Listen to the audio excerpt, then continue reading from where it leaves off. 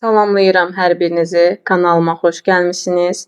Bugün sizinlə 11-ci sinif 4-cü qrup üçün keçirilən OTK-nın sınaq imtahanının izahını verəcəm. Deməli, fizika suallarına baxaq. 61-ci sualda deyir ki, cismin təcilinin istiqaməti sürətin istiqamətinin əksinə yönəlmişdir. Bu cisim üçün hansı ifadələr doğrudur? Gəlin baxaq. Deməli, cismə hərəkətin əksinə təcil yönələndə biz demişik ki, bu hərəkət bərabər yavaşlayan hərəkətdir. Deməli, ikincini doğru götürürük.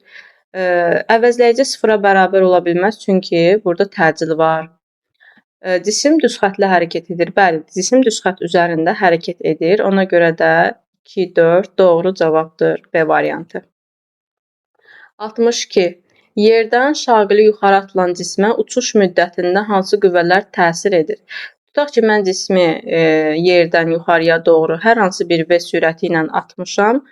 Bu cisim uçuş müddətində buna təsir edir ağırlıq qüvvəsi, şaqili aşağı və hərəkətin əksinə müqavimət qüvvəsi təsir göstərəcək. Bunları qeyd edirəm. Doğru cavab B variantı. 63. Cismə təsir edən F1 6 Newton, F2 8 Newton qüvvələri bir-birinə perpendikulyardır. Bu qüvvələrin əvəzləyicisini hesablayın. Biz bilirik ki, əgər qüvvə vektorları bir-birinə perpendikulyardırsa, əvəzləyici qüvvə Pifaqor teoreminə əsasən tapılır. Deməli, əvəzləyici qüvvə hər iki qüvvənin kvadratları cəmindən kök alacam. Bu da eləyəcək 10 Newton. C variantı. 64. Üfüqi yolda 10 metr/saniyə sürətlə hərəkət edən avtomobil tormozlanaraq bərabər yavaşlayan hərəkət edir. Avtomobil dayanana qədər 25 metr yol gedərsə, sürtünmə əmsalını hesablayın. Bizdən mühünü istəyir. Deməli, tormozlandığı üçün yavaşlayan hərəkət edir və axırda dayanır. Yavaşlayan hərəkətdə ümumiyyətlə tormoz yolunun düsturu olacaq V0-ın kvadratı bölünsün 2 mü J. Buradan mü'nü tapanda olacaq V0-ın kvadratı bölünsün 2 S J. Yerinə qoyuram qiymətləri. Deməli, V0 10'dur, kvadratı 100 eləyir. 2, S-im 25'dir. J isə 10'dur. Deməli, 2 dəfə 25, 50. 100'ü 50'yə böləndə 2, 10'da 2, 0, 10'da 2 eləyir. A variantı. C variantı. 65. Düz xətli hərəkət edən cismin sürətinin proyeksiyasının zamandan asılı qrafiki verilmişdir. 15 saniyə müddətində orta sürəti istəyir. Deməli, orta sürətin düsturu S ümumi böl T ümumidir. Burada zamanım var 15'dir, amma baxıram VT qrafikindən S-i necə taparam? Biz bilirik ki, VT qrafikində S fiqurun sahəsinə bərabərdir. Onda burada üçbucaq fiqurunu görürəm. Onda bu sahə düsturu olacaq A vur H böl 2. Yəni, oturacağım 15'dir. Hündürlük 20'dir. 2'yə bölürəm. Bu da eləyir 150 metr. Gətirib S-in yerinə 150 qoyuram. Bu da eləyəcək 10 metr böl saniyə. Cavab D variantı. 66. Ay səthində cismin çəkisinin yer səthindəkindən kiçik olmasının səbəbi nədir? Deməli, aydakı çəkinin yerdəki çəkidən kiçik olmasının səbəbini istəyir. Eyni bir cisim həm ayda, həm yerdə müşahidə olunur. Onda düsturu yazaram ki, M, J, ay kiçikdir M, J, yer. Burada M'lər gedir ona görə ki, eyni bir cisim həm ayda, həm yerdə çəkiləri müqayisə olunur. Ona görə də eyni cisim olduğu üçün kütlələri gedir. Buradan da belə nəticəyə gəlirəm ki, aydakı sərbəst uçma təcili yerdəkindən kiçik olacaq. B variantı. Deməli, burada da belə bir nəticəyə gəlirəm ki, aydakı sahənin intensivliyi yerdəki qravitasiya sahəsinin intensivliyindən kiçik olacaq. Doğru cavab B variantı. 67. Sürətləri verilib. Biri 20-dir, digəri isə 15-dir. Eyni istiqamətdə hərəkət edirlər. Müəyyən anda ikinci avtomobil birincidən 500 metr öndədir. Tutaq ki, 2 dənə avtomobildir. Hərəkət edirlər eyni istiqamətdə və ikinci avtomobil öndədir deyir. İkinci avtomobilin sürəti 15-dir. Deməli, arxadakının sürəti də 20-dir. Və bunların arasındakı məsafəni 500 metr verib. Deyir, birinci avtomobil nə qədər yol getdikdən sonra ikinciyə çatar. Yəni, burada bunlar görüşəcəklər çatanda, bir-birlərinə çatanda. Onda görüş müddətini təyin etmək üçün S bölünsün, bunların nisbi sürətini nəzərə alacağam. Bunlar eyni istiqamətdə hərəkət etdiyi üçün sürətləri çıxacam. 20-dən 15 çıxanda eləyir 5, S isə 500-dür. 500-ü 5-ə böləndə eləyəcək 100 saniyə.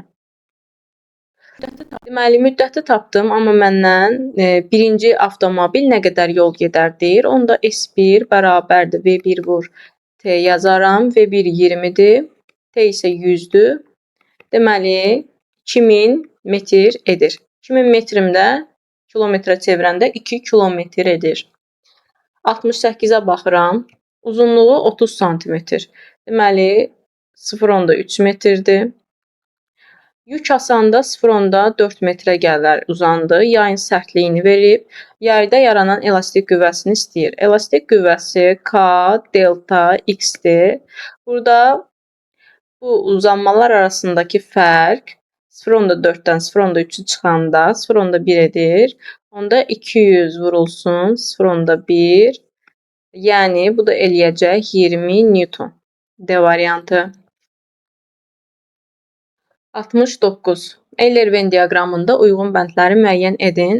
Üfüqi səthdəki cismə üfüqi istiqamətdə sabit dartı qüvvəsi təsir edir. Təsəvvür edək ki, cisimdir, cismə dartı qüvvəsi təsir edir, F və hərəkətin əksinə sükunət, sürtünmə qüvvəsi təsir edəcək. İndi baxaq. Sol tərəfdə deyir ki, dartı qüvvəsi kiçikdir, sağ tərəfdə isə dartı qüvvəsi böyükdür. Dartı qüvvəsi əgər sükunət sürtünmə qüvvəsindən böyükdürsə, bu cisim yeyinləşən hərəkət edəcək. Ona görə birinci bu hissəyə getdi. Reaksiya qüvvəsi ağırlıq qüvvəsinə bərabərdir. Bu cismə təsir edən reaksiya qüvvəsi ağırlıq qüvvəsinə bərabər olur. Çünki onlar bir-birini tarazlaşdırır. 2 ortaya getdi, hər ikisinə aiddir. Sürtünmə qüvvəsi dartı qüvvəsinə bərabərdir. Burada sürtünmə qüvvəsi dartı qüvvəsinə o vaxt bərabər olur ki, dartı qüvvəsi kiçik olan halda. Deməli, 3-ü bu hissəyə yerləşdirirəm. Əvəzləyici qüvvə hərəkət istiqamətində yönəlmişdir. Biz bilirik ki, yeyinləşən hərəkətdə əvəzləyici qüvvə böyük olan qüvvə tərəfə yönəlir. Ona görə də burada 4-cü cümlə bu hissəyə gedəcək. Cismin təcili 0-a bərabərdir.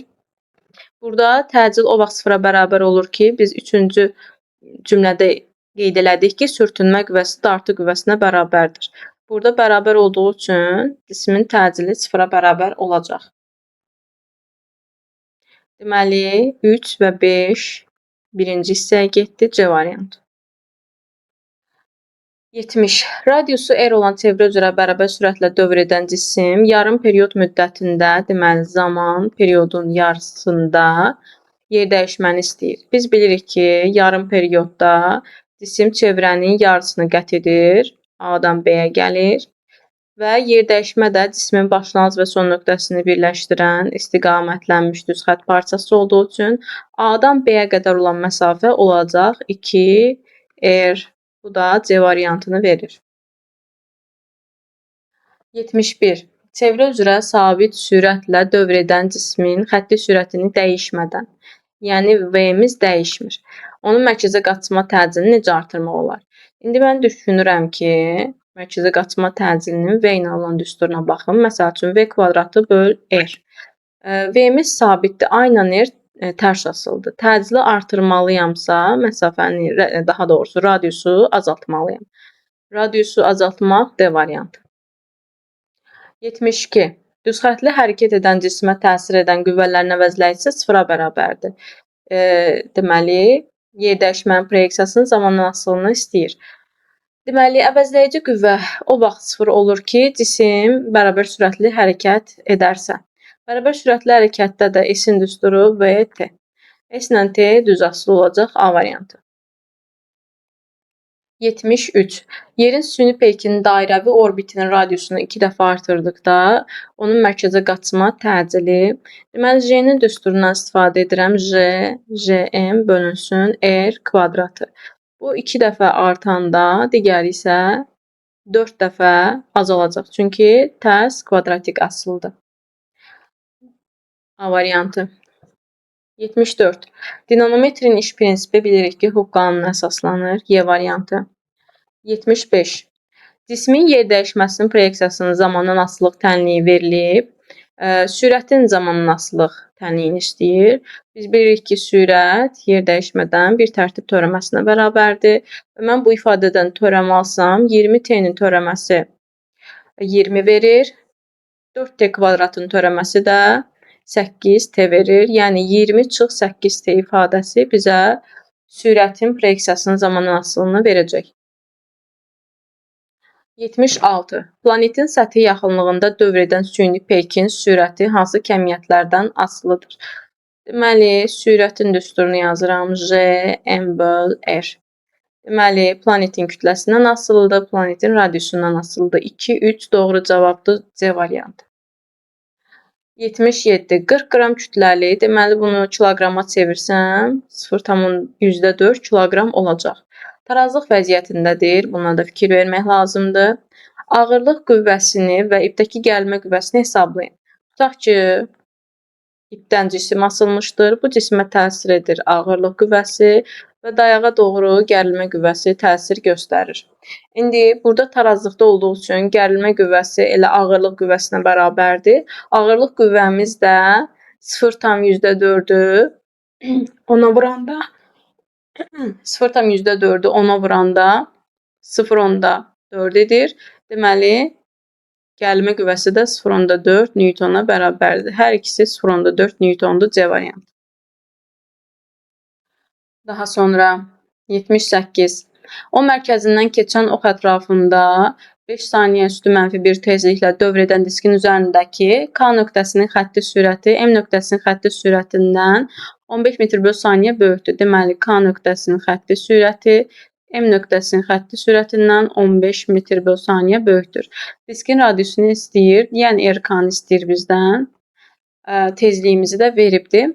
Deməli, disk olduğu üçün bucaq sürətimiz sabitdir və bərabərdir omega R yazıram. V ilə R düz asılıdır. Və asılılıqla tənlikdən həll eləyirəm. Deməli, VK bölünsün VM bərabərdir RK bölünsün RM. Yerinə qoyuram. VM üzərinə gələk 15 bölünsün VM bərabərdir RK-mız. Baxıram ki, RK 2, yəni 2 RM-ə bərabər olacaq. Yəni, bura 2 RM yazsam, RM-lər gedəcək, burada 2 qalacaq, aşağıda 1 qalacaq. Çarpaz vursam, VM-i tapsam, VM bərabər olacaq 15-ə. VM 15-dirsə, gətirib yuxarıda yerinə qoysam, 15 qoysam, VK olacaq 30. Deməli, VK da 30-dur. Deməli, mən RK-nı tapmalıyam. VK-nın tezlik verildiyi üçün VK-nın tezliklə olan düsturunu yazıram. 2πn RK. Niyə buna N yazdım? Çünki diskdə bucaq sürəti, tezlik, period, say, dövrlərin sayı bir-birinə bərabər olur. Yəni, bunların indeksinə M və yaxud da ki, K yazmama ehtiyac yoxdur. Deməli, yerinə qoyuram qiymətləri. VK məndə 30-dur. 2 vur, 3 vur, 5 vur, RK. Deməli, 2 dəfə 3, 6, 6 dəfə 5, 30. 30-lar getdi. RK qaldı 1 metr. D variantı. 79. Sükunətdə olan vaqonun tavanından, deməli, tavanın asılı olan lampa şaquli vəziyyətdədir. Vaqon düz xətli yeyinləşən hərəkət edir. Deməli, vaqon sağa doğru tutaq ki, hərəkət edir. Təcili də sağa doğru yönəlir, yeyinləşən hərəkət olduğu üçün.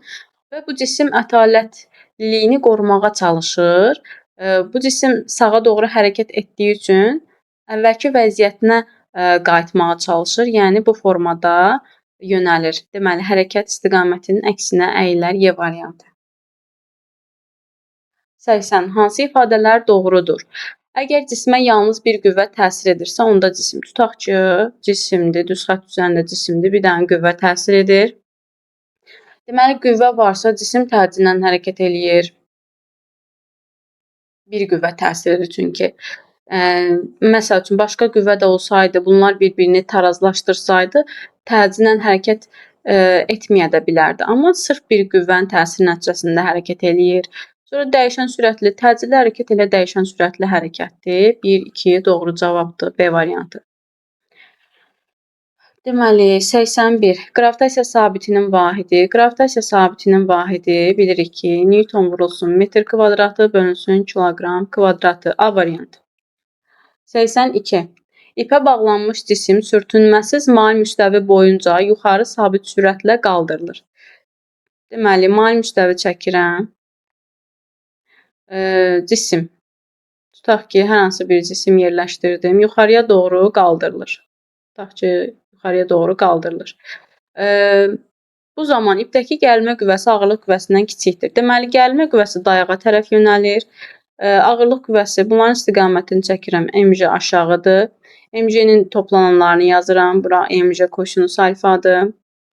Bu hissə MJ sinus alfadır. Bu hissə isə reaksiya qüvvəsi isə səthə perpendikulyar yönəlir. Və buradan da görürəm ki, sabit sürətlə qaldırıldığı üçün mən yaza bilərəm ki, gərilmə qüvvəsi MJ sinus alfaya bərabərdir. Və birinci cümlədə deyir ki, gərilmə qüvvəsi ağırlıq qüvvəsindən kiçikdir. Ağırlıq qüvvəsi bilirik ki, MJ-dir. Gərilmə qüvvəsi də MJ sinus alfadırsa, təbii ki, MJ sinus alfa MJ-dən kiçik olacaq. Ona görə 1 doğrudur. İpdəki gərilmə qüvvəsi 0-a bərabərdir. Xeyr. Üçüncü, dayağın reaksiya qüvvəsi ağırlıq qüvvəsinə bərabərdir. Bəli, reaksiya qüvvəsi, daha doğrusu xeyr. Reaksiya qüvvəsi ağırlıq qüvvəsinə bərabər deyil. Çünki reaksiya qüvvəsini tarazlaşdıran ağırlıq qüvvəsinin şaquli toplananıdır. MJ kosinus alfadır. Burada N MJ kosinus alfaya bərabərdir. Deməli, 3-ü də götürmürəm. Əvəzləyici qüvvə 0-a bərabərdir. Bəli, çünki sabit sürətlə olduğu üçün T MJ sinus alfaya bərabərdir. Mən buradan tutaq ki, əvəzləyici qüvvəni tapmaq istəsəm, T-dən də MJ sinus alfanı çıxsam 0 qalacaq, MJ sinus alfadan da T-ni çıxsam 0 alacaq. Çünki sabit sürətlə hərəkət edir. Ona görə təcil 0 olur, əvəzləyici qüvvə 0 olur. Deməli, burada 4-ü götürürəm. Sonra 5-də ip qırılsa, cisim sükunətdə qalar. Tutaq ki, ip qırıldı. Cisim MJ sinus alfanın, yəni ağırlıq qüvvəsinin üfüqi toplananın hesabına müəyyən qədər hərəkət eləyəcək. Ona görə də 5-i götürmürəm. Deməli, 1, 4, Y variantı. 83. Verilmiş cismin aldığı təcilin ona təsir edən qüvvələrin əvəzləyicisinin asılığı verilib. Cismin kütləsi neçə kiloqramdır? Bilirik ki, Newton 2-ci qanunda M bərabərdir F böl A-dır. F-i götürürəm 20, 20-yə uyğun təcil də 4-dür. 20-ni 4-ə böləndə eləyir 5 Newton. Newton yox, kiloqram. 5 kiloqram. 84. Yer səthindən H bərabərdir 2R hündürlükdə 90 kiloqram kütləli cismə təsir edən ağırlıq qüvvəsi neçə Newtondur? Deməli, bilirik ki, ağırlıq qüvvəsinin düsturu olacaq J M bölünsün R plus H-ın kvadratı. Və mən görürəm ki, düsturda yer səthindəki sərbəstləşmə təcilinin qiyməti verilib. J də öz düsturunu yazıram. JM böl R kvadratı. Burada əvəz etmə eləyəcəm. Hər iki düsturda JM var deyə aşağıdakı JM-i tapıb gətirib yuxarıda qoyacağam. Deməli, yuxarıda nə alınır? JR kvadratı M bölünsün R plus H-ın kvadratı. Yerinə qoyuram. Deməli, R-in yerinə, H-ın yerinə 2R qoyanda 2R-in üstünə R gəndə 3R kvadratı 9R kvadratı. Yuxarıda da 10 R-in kvadratı vurulsun 90. R kvadratları getdi. 900 9-a böləndə eləyir 100 Newton. 83. OX oxu boyunca düz xətlə hərəkət edən cismin koordinatının zamandan asılılıq qrafiki verilmişdir. Mən bir dənə qrafika baxanda belə görürəm ki, Parabolanın qolu aşağı baxır, təcilin mənfidir, toxunanım yuxarı gedir, sürəti müsbətdir. Deməli, x oxu istiqamətində bərabər yavaşayan hərəkətdir. Birinci cümlədə deyir ki, əvəzləyici qüvvə hərəkətin əksinə yönəlmişdir. Bəli, çünki tutaq ki, cisimdir, o x oxu boyunca hərəkət edir. Cisim sürət müsbətdir, x oxu istiqamətində gedir. Təcil isə onun əksinə yönəlir. Təcil əksinə yönəlirsə, deməli qüvvə də bunun əksinə yönələcək. Deməli, əvəzləyici qüvvə hərəkətin əksinə yönəlib. Doğrudur. Əvəzləyici qüvvənin proyeksiyası mənfidir. Çünki x oxunun əksinə yönəlib. Deməli, əvəzləyici qüvvə müsbətdir götürmürük. Əvəzləyici qüvvənin modulu sabitdir. Bəli, çünki yavaşayan hərəkət və yeniləşən hərəkət hər ikisi bərabər təcilli hərəkətin növüdür və hər ikisində təcil və qüvvə sabitdir. Cisim yavaşayan hərəkət edir, bərabər yavaşayan 4-də doğrudur. 5-də isə cisim bərabər yeniləşən hərəkət edir, yanlışdır. 86. Kütləsi 10 kiloqram olan cisim meyl bucağı 37 dərəcə olan mayl müstəvidə sükunətdədir. Deməli, cisim mayl müstəvidə sükunətdədir və meyl bucağı 37 dərəcədir. Dayağın reaksiya qüvvəsi neçə newtondur? N bərabərdir sual. Deməli, reaksiya qüvvəsinin istiqamətini çəkirəm. Səthə perpendikulyar yönəlir və reaksiya qüvvəsi bilirik ki, ağırlıq qüvvəsinin şaquli toplananı ilə bir-birini tarazlaşdırır. Yəni, mc kosinus alfaya bərabərdir. Onda yazıram, n bərabərdir mc kosinus alfa. O da bərabərdir. Deməli, məndə 10 vur 10, kosinus alfada 37 dərəcədə 0,8. Bu da eləyir 80 Newton. 87-də çevrə üzrə hərəkət edən cismin xətti sürətinin radiusdan asılı qrafiki verilib. İndi mən düşünürəm ki, burada hansı düstura baxacam. Birinci AB hissəsinə baxıram. AB hissəsində V ilə R düz asılıdır. Mən burada yazaram ki, V bərabərdir omega R. V ilə R düz asılıdırsa, hər ikisi artırsa, deməli omega sabitdir. Omega sabitdirsə, bunun içində, bucaq sürətim sabitdirsə, bunun içində periodum da sabit olacaq. Tezliyim də sabit olacaq. Yəni A və Y variantı birinciyə uyğun gəlir. Keçirəm BC hissəsinə. BC hissəsində görürəm ki, radius sabitdir. Yenə V bərabərdir omega R yazıram. Radius sabitdir. V ilə omega düz asılıdır. Baxıram ki, V azalır. V azalırsa omega da azalır. Omega azalırsa tezliyim azalacaq. Tezliyim azalır. Periodum artır. Tezliyim azalır. Periodum artır. C variantı var. İşarələdim. Və CA hissəsinə baxıram. CA hissəsində də görürəm ki, V sabitdir. Yenə V bərabərdir omega R yazıram. Burada V sabitdir. V-ni dairəyə alıram. Omega R tərs asılıdır. Və görürəm ki, CA-da R azalır. R azalırsa omega artır. Omega artırsa tezlik artır. Period azalır. Tezlik artır. Period azalır. Deməli, tezlik artır. B var. Və burada bucaq sürətimiz də artdı. D. Həm də D-ni qeyd edirəm. Deməli, 1-də A-Y, 2-də C, 3-də B, D. Keçirəm situasiya tipli sualların izahına. Cisim 96 metr hündürlükdən 12 metr bölü saniyə başlanğıc sürətlə şaquli aşağı atılmışdır. Tutaq ki, müəyyən bir hündürlükdə, bu hündürlük 96 metrdir, bu cisim aşağıya atılmışdır.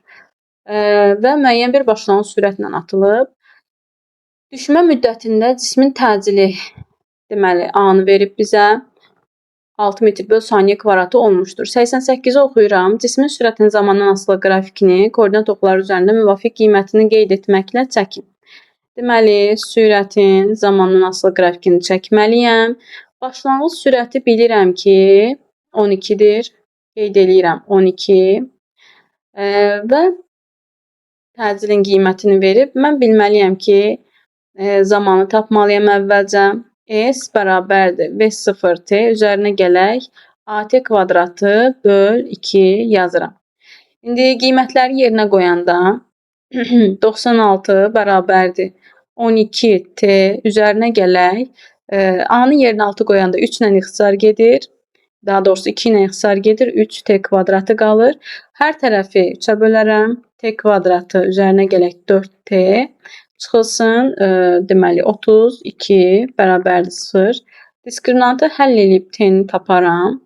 Deməli diskriminantı həll eləsəm 4-ün kvadratı 16, üzərinə gələk 4 vur 32, 144 eləyəcək. Buradan da T1 məlum olur ki 4 saniyədir. İndi müddəti tapdım 4-dür. Tutaq ki qeyd eləyirəm 4 və son sürəti tapmalıyam. 4 saniyədəki sürəti tapmalıyam. Deməli, sürətin düsturunu yazıram. V0 üzərinə gələk AT. Onda V bərabər olur 12 üzərinə gələk 6 vurulsun 4. 24-ün üzərinə 12 gələndə deməli 36 eləyəcək. Deməli, burada qeyd edirəm. Bura olacaq 36. Deməli, qrafik bu formada olacaq. Burada 36 qeyd eləyirik. Aha, VT qrafikini bu formada çəkirik. 89-da cismin düşmə müddətini hesablayın. Elə düşmə müddətini yuxarıda tapdıq. T olacaq 4 saniyə. 90-da nə üçün cismin təcili, yəni A, sərbəst düşmə təcilinə bərabər deyil, yəni fərqlidirlər. Deməli, burada ona görə bərabər deyirlər ki, cisim müqavimət qüvvəsi təsir edir cismə həm də. Yəni ki, burada tutaq ki, cisim burada aşağı düşür. Qeyd eləyirəm, cisim aşağı düşür və sürəti ilə bu cismə təsir edir ağırlıq qüvvəsi və hərəkətin əksinə müqavimət qüvvəsi təsir göstərəcək. Mən buradan əvəzləyici qüvvəni tapmaq istəsəm, mg-dən müqavimət qüvvəsini çıxacam. Və buradan da göründüyü kimi təcil sərbəst düşmə təcilinə bərabər deyil. Ona görə də buradan da F müqaviməti tapanda M J çıxılsın A-ya bərabər olur. Həm də cisim aşağı düşdükcə yeyinləşən hərəkət edir, təcilli hərəkət edir. Bunu da qeyd eləmək olar. Bu qədər. Kanalıma abunə olub məni izləməyi unutmayın.